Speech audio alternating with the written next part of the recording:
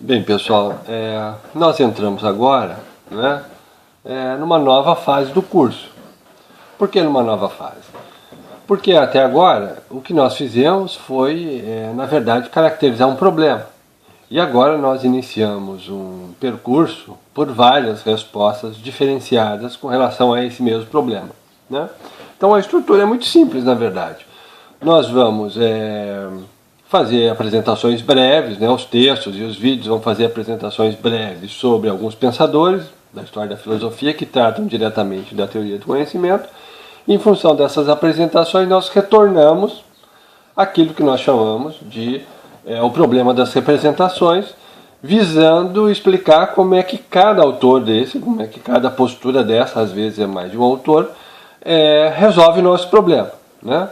Claro, daí a importância de havermos compreendido bem o que é o problema das representações e em que medida aquela diferença entre representações sensíveis, né, digamos assim, aquelas representações, podemos chamar representações de base, né, com relação ao conhecimento sensível, às nossas percepções, como é que a partir desse conhecimento de base nós chegamos, se é que chegamos, a obter um conhecimento universal, portanto racional. Enfim, como é que nós preenchemos essa lacuna, né?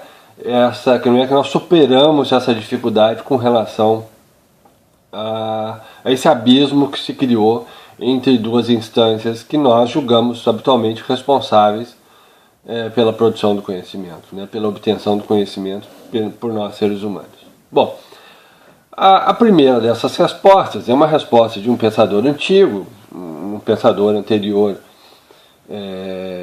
a Platão, Aristóteles, até que nós chamamos de pensadores pré-socráticos, né? Não exatamente por essa questão temporal, mas pela sua maneira de pensar. Esse pensador chama-se Heráclito, né? E que o Heráclito fez, na verdade, se nós analisarmos com cuidado, é uma coisa muito simples, né? Heráclito é um pensador que, digamos assim, levou às últimas consequências o reconhecimento de que as coisas que existem, que nós supomos que existam, né, são temporais, né? O que significa isso? Significa dizer o seguinte, né? Em geral nós reconhecemos que as coisas estão no tempo, né, que elas são mutáveis, mas nós não levamos às últimas consequências essa ideia. Que ideia é essa, então? Né? Em que consiste levar às últimas consequências essa noção da temporalidade das coisas? O que significa reconhecer que elas são temporais? Significa que elas não têm identidade. Por quê? Bom, para que uma coisa tenha identidade, é necessário que as suas características sejam idênticas, né? Todas as suas características sejam idênticas. Quando nós colocamos um determinado objeto qualquer, né, um ser, quando eu me coloco no tempo, eu tenho a seguinte percepção. No tempo 1, você pode escolher se é um ano, uma hora, um minuto, um segundo, milésimos de segundo, tanto faz, isso não é relevante aqui para a nossa argumentação. Quando eu estou no instante 1, eu tenho várias características, né? Sou bonito, charmoso, barbudo, simpático, né? Por coincidência apenas algumas das minhas qualidades mais óbvias, mas além dessas qualidades todas, uma característica minha é estar localizado no instante 1. No instante 2 eu tenho todas essas qualidades a que eu me referi agora, e uma outra que não havia no instante 1, que é estar no instante 2.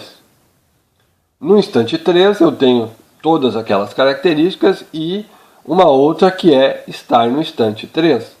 Veja só, se eu supor que todas as minhas qualidades permanecem fixas ao longo do tempo, simpatia, beleza, elegância, etc., essas qualidades de estar no instante 1, estar no instante 2 e estar no instante 3, elas são mutáveis. Bom, o fato delas serem diferentes em cada instante do tempo, elas me obrigam a reconhecer que eu não sou o mesmo, que eu sou outro, né? Mesmo se eu supor que todas as outras qualidades permanecerem imutáveis. O fato desta característica específica, estar no instante 1, estar no instante 2, estar no instante 3 se alterou, significa que eu deixei de ser o que eu era, que eu sou outra pessoa. Bom, isso significa, isso vale para todas as coisas que estão no tempo. Obviamente, estando no tempo, a sua, digamos assim, a sua localização temporal, para usarmos talvez uma linguagem inadequada, porque localização diz respeito ao espaço, mas o fato delas ocuparem um instante no tempo as torna diferentes delas mesmas, todo o tempo, né? Então, com a passagem do tempo, o que acontece é que uma coisa deixa de ser ela mesma, torna-se outra, torna-se outra, torna-se outra, e assim por diante. Ou seja, o que o Heráclito vai fazer, desculpe, é a gripe, o que o Heráclito vai fazer é reconhecer a mutabilidade permanente de todas as coisas, né? Em último caso, para nós, o que interessa é que, reconhecido que as coisas estão em permanente estado de mutação, que elas deixam de ser o que elas são o tempo todo, é o que o Heráclito chama de discórdia permanente, quer dizer, uma briga das coisas com elas mesmas, né? Uma destruição permanente de tudo. Ele usa muito a simbologia do fogo, porque o fogo é aquela espécie de negação absoluta, né? Tudo que você joga no fogo queima, deixa de ser o que é. Então é como se as coisas tivessem, digamos assim, um fogo interior. Elas se queimam o tempo inteiro, elas deixam de ser o que elas são. Elas se degradam, né, constantemente. Se nós considerarmos isso, nós vamos ter que rever o nosso problema das representações. Por quê? Se o mundo de fato é como Heráclito diz que ele é, o que está errado, inclusive com a nossa maneira de postular o problema? Está errado que nós estamos pretendendo obter um conhecimento universal, portanto um conhecimento que se refere a coisas fixas, num mundo que não tem coisas fixas. Não? Se o mundo é composto de seres em contínuo processo de transformação, não há nada de fixo. Portanto, o que está errado com todo o problema das representações, com todo esse arcabouço que nós tentamos dar conta de dois elementos, é que um desses elementos é totalmente inapropriado, desnecessário. É uma pretensão descabida do ser humano. Por quê? Porque o mundo é feito de coisas em processo de destruição, em processo de vir a ser, a gente diz em filosofia, né? Vir a ser que significa tornar-se outra. Bom, se as coisas estão em processo de tornarem-se outras, como é que nós vamos buscar algo fixo nesse mundo? Não há algo fixo, não há algo permanente, portanto não há uma referência para aquilo que nós chamamos de conhecimento racional, né? Portanto, não existe uma sabedoria no sentido de uma sabedoria de conhecimento fixo de coisas fixas, porque não há coisas fixas, né? Então é uma pretensão descabida, nós queremos articular, é uma pretensão descabida da perspectiva do Heráclito, seria uma pretensão descabida nós tentarmos articular representações sensíveis mutáveis, fragmentárias, né, voláteis, com a nossa pretensão de conhecimento racional, que requer coisas fixas, permanentes, eternas, estáveis, fora do tempo. Não há tais coisas eternas e fora do tempo. Portanto, o que está errado aí é nós tentarmos obter um conhecimento racional do mundo, porque o mundo não permite conhecimento racional. Em outras palavras, é isso que Heráclito está dizendo, né?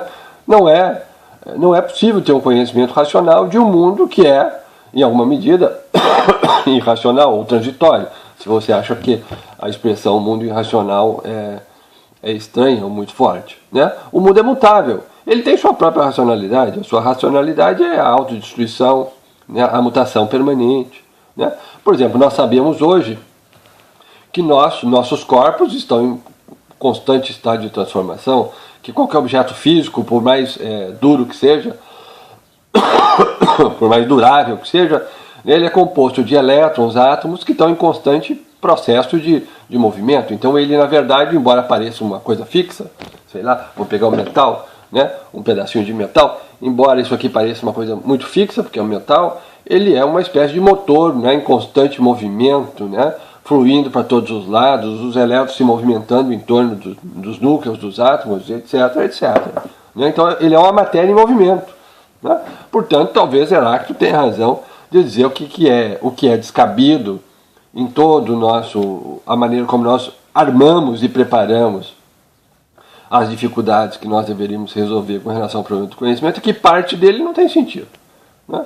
Parte do que nós postulamos como problema das representações é nulo, nós deveríamos abrir mão deles. Bom, Isso significa, obviamente, abrir mão de tudo aquilo que nós chamamos de conhecimento racional. Portanto, abrir mão de tudo aquilo que nós chamamos de conhecimento científico, que é um conhecimento voltado para a obtenção de regras, para a previsão do futuro. Né? Isso não faz sentido no mundo do Heráclito, em que todas as coisas estão em movimento, elas fluem. Né? O que seria uma sabedoria nos termos de Heráclito seria uma adaptação à constante mutabilidade do mundo. Né? Nesse sentido, ser sábio é ser tão flexível, ser tão mutável quanto é o mundo. Né? E não tornar-se fixo, o que contraria a natureza do mundo.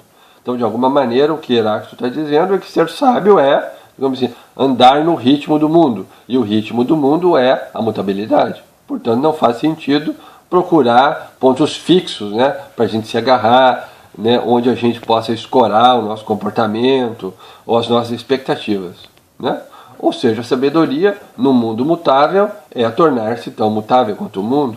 Né? É articular-se com esse mundo, é colocar-se em acordo com ele. Né? Essa seria mais ou menos a proposta de Heráclito. Okay?